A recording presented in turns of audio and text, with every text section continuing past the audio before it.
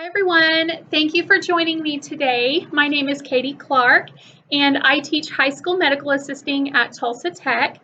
I have also taught adult students in the past, and some of you might know me through my Oklahoma HOSA state officer for the 1920 school year, Hannah Kennedy.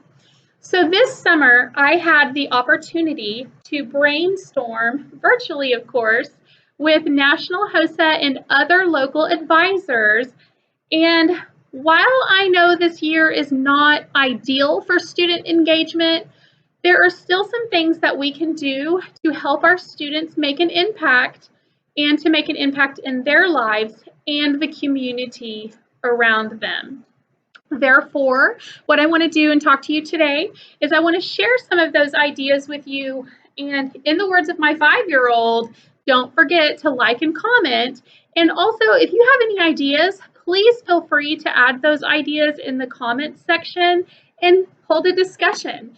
The more the better, and you never know what people have in their minds. So our students at this point in their life, whether they're high school or adult, they have well surpassed that pre-operational and concrete stages of development, and they have reached the formal operational stage of development. And what this means is during this time in their lives and in their minds, they're really going in multiple different directions. They're really trying to explore their own personal values, their beliefs, their goals and dreams, and they're really searching for their sense of self, where they belong in this world, how they're going to get there, and what kind of impact they can make when they are out in this world. This is the generation that I like to refer to as the world changers, because we just don't know. They very likely could come up with something that completely changes the world. They could be the ones who invent the cure for cancer. So it's important that what we do, we foster positivity into the minds of these students, and so that they are inspired to go out and make a change. So let's talk about classroom strategies and the initiative that we can take to bring our students to common ground when it comes to HOSA. So there are 4 key points that I like to think about when I think about HOSA, whether it's in the classroom or virtually. And the very first one is the why we do it. And when I think of this, and what I like to tell my students is it's for the community. It is for leadership and growth and character development and our futures and the futures of their children and grandchildren and the futures of this world. The next key point that I like to mention is the way we get there. So in our students, it's really important that we dig deep and we dive into the passions of our students and we pull out their most desired dreams and visions. And it may sound like whoa, but when we think about it, the number one reason, did you know that the reason these students might not just put out there what their dreams and passions are? And do you know what the number one reason why we might not know what these dreams and passions are of our students? It's because they are not asked. And they're not going to put out there their most desired dreams and passions that they want to do in this world. And the reason behind that is they're scared. They're afraid that their dream and their passion might not be good enough. Or they might think that the person that they're telling is going to think it's silly, that the person that they're talking to might think it's unrealistic. And in reality, Is it really unrealistic? Is the dream that our student is having unrealistic? And there's one quote that I really like to reference back to. And I know you guys, I am an avid Disney lover, so if I can refer back to Walt Disney, I certainly will, by golly. But Walt Disney said, if you can dream it, you can do it. So our students are not going to sit there and say, oh, I want to grow wings and fly. But in between the lines, they might tell you, I want to be a pilot. I want to take care of children for the rest of my life. That's okay. I want to be a stay-at-home mom. Okay, sometimes our students will sit in our class all year, or if it's a short-term class, and their passion at the moment is your class. And then when they leave your class, they do something completely different. And so it's important that we foster even those moments in their life, because when we foster their important moments, they will succeed and go farther than we could ever imagine. A student might say, I want to be a neurosurgeon. That is a huge and amazing goal to have. And so when we show positivity when it comes to that, they may create something that changes the profession of neurosurgery. Okay? So, and at home, they may get a laugh or two, or they may not get the encouragement. So the way we get there is by positive inspiration to our students and fostering their thoughts and imagination, because they really can do more than what we could ever imagine. We have some world changers. The next key point that I like to mention is the work that we put in as their teacher, instructor, or their advisor. If we don't put in the work and the effort, our students are going to see that. If we do not show the enthusiasm for HOSA, our students are not going to be enthused, and they're not going to want to participate, right? So when we put in the work and effort, our students will put in the work and effort. And when we show passion, they will too, okay? That will spill over into their fundraisers, that will spill over into their projects, and even into their class discussions. And then lastly, my fourth key point is the outcome. The outcome for these students. What is in it for me, right? Because that's a very important one that they want to know.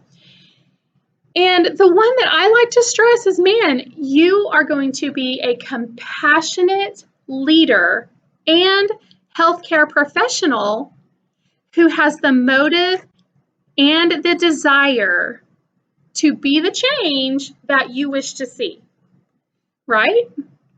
All right. So I'm going to share with you some of these classroom ideas. Some of them may be virtual, or some of them may be transverse. You may be able to do them both in the classroom or virtually. The first one that I want to mention is, I like to do, and I don't have any on me, I wish I did, were my kindness rocks, okay?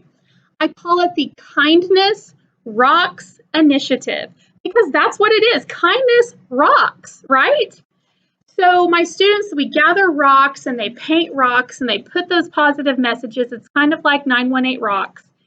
And they put them, either you can do this virtually or you can do this on campus. They put them around the campus, and a student who might have had the worst morning of their life may come to the school and go to the bathroom, and there is a kindness rock sitting on the corner of the bathroom sink, okay? And it says, achieve, right? And that morning she woke up and she was like, I just can't achieve anything. I can't do anything right. But when she saw that rock, it changed her entire day. The same thing can happen when those students are at home. They can go and they can find a rock, paint it, and go put it in downtown. Or they can go and they can paint that rock and they can put it at their neighbor's doorstep. How amazing is that, right? So that's a community service project, just right there, okay, at your fingertips. Another one is snail mail. Who doesn't like to receive positive inspiration in the mail, right? Or even at your door or on your window, okay? So this right here is a simple act of kindness that these students can do.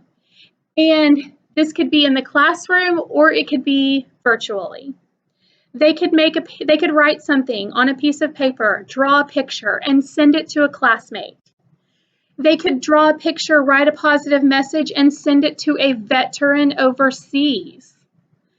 They could send this to somebody who is sitting in the nursing home or the hospital and they are bedbound and they can't go anywhere. This positive message on the back, they wrote, "We believe in you." I mean, it could change perspective, right? This year, especially, is going to be important for our students to feel valued. And the reason for that is they have had so much stripped from them in the past year. So getting positive messages, letters in the mail, birthday cards, thank you cards, is something that is coming back. It went away for a really long time, but we're bringing it back, okay? So just some of those simple tasks, that's a community service project, okay? Another thing that I like to do is this here. So this is something that I've done in the classroom, but it can also be done at, you can send the materials with the students, and if for some reason that you're all virtual, this can be done virtually and your students can turn something like this in. This can be up in the students' room and they can see it all the time. It really fosters their sense of self and inspiration for going forward and accomplishing some of the goals that they need. I don't know if you've ever written anything on your mirror when you've had a bad week, but that's a good way to keep going. But this is a student that, patience. That was one of the words that she chose for her year. And her sentence, I had the students write a sentence with the word in it, and it says, "I will push through day by day with patience," because she knew that that was something that she wanted to work on in her life. And if she can have something like that sitting in her bathroom, even at home, or even on her desk. For me, this was last year, and I had them on my board in the back of my classroom. And the students could take a look at those words, and it keeps them going. So those are just some community service, community awareness types of projects, just to touch on those a little bit, that can be done virtually or in the classroom. Another one I want to touch on is what are some things that these students really need to do to prepare for competition. And some thoughts that came to mind during the task force meetings would have been something like a HOSA virtual hour, where the students are going to talk and discuss HOSA, how to get involved, what are some things that they can do, the benefits, the opportunities, even the scholarships that are available through HOSA. And I tell these students, if you have access to a scholarship, do whatever you can to obtain that scholarship, to try and get it. Because these students don't want to be in debt, just like we don't want to be in debt. So if I really try and push the thought of get those scholarships, get them now, letting those students know what is available to them, because many of them just don't know. And I make sure I sit on with one-on-one with my students at least every 6 weeks, and I say, okay, what are your plans when you leave me? How are you going to pay for school? I get personal with that because it's important for them to know that you care and for them to know what opportunities are available for them. And when they have this access at their fingertips, it's something that opens up doors. We have students who may not qualify for financial aid of any sort, and these scholarships can completely change their life. So having that virtual hour where everyone is engaged in talking about HOSA is a way for every person to be involved in that discussion. Maybe you can even divide topics up so that they're progressive and even lead up to ILC or fall leadership state. So all of those are just different ways to do that. So leading on to that is having a HOSA virtual Friday or even a HOSA Monday. Those are ways that can lead up to our leadership conferences and talking to the students about what their plans are, getting together and having the students working on their projects, setting time specifically in your classroom or virtually for HOSA will help your students prepare better when it comes to not waiting for the last minute. Maybe they're doing a poster or they're writing a speech, or maybe they have to prepare for an interview. Virtual is the perfect format to prepare for an interview. So setting up a one-on-one interview with your student who might be preparing for prepared speaking, or they may be preparing for job-seeking skills or interviewing skills, setting up a mock interview with them, because I know many mock interviews are going to be canceled because of the national pandemic. So doing that and setting that HOSA time virtually might help them prepare a little bit better. Another one is pairing up your students, even on Teams, putting them in groups on Microsoft Teams or on Zoom groups or on Google Meet in a way that they can talk with their group on creating their program of work, maybe some community service projects. And they really get their mind and tell them they have to come up with 5 in a certain amount of time. Oh, they'll come up with some. All right.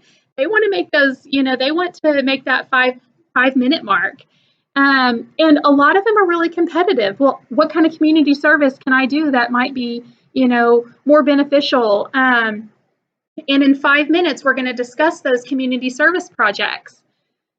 And the one that I really think that is, beneficial is sending a care package to a veteran overseas, or sending a care package to the VA hospital where our veterans are hospitalized. Taking things to a nursing home that will allow the residents to engage, maybe some games, allowing them to, or sending them something in the mail, sending in, like I said, the positive inspirational messages. So those are just some things that, just some thoughts that could be done virtually. Another one is donating blood. Oklahoma Blood Institute is really in a need for blood donations. So having your students go on their own to donate blood is a wonderful community service idea and project that they could do. I know that OBI is offering their Honor Cords program to our high school students. And if they donate a certain amount of blood or they donate a certain amount of their time to OBI, they can get an honor cord to wear at graduation. So that's a benefit for them as well. Talking to the students virtually about their dress code, what exactly is HOSA and how it benefits them in the long run. Those are some ideas. Competition in different categories, also walking through with the students virtually on how to access Talo. Many of the students, don't submit their work on Talo because they just don't know how to do it. And we say, and we might say, okay, it's all on Talo, but if we don't show them, they're not going to know. And that could be the one thing that says, never mind. And we don't want that. Talo isn't that hard. So we want to make sure we try and show them all of those little things. We can talk to the students about different occupations in the medical field. We can also virtually invite someone to speak to the students about their field. We could tell the speaker, okay, 20 minutes and here you go. So those are just some things that the students can do. I do have more ideas that I can pass along to you, so feel free to email me, katie.clark@tulsatech.edu, if you have any questions, and I can shoot over the list for you. Thank you for joining me today. Thank you for your time.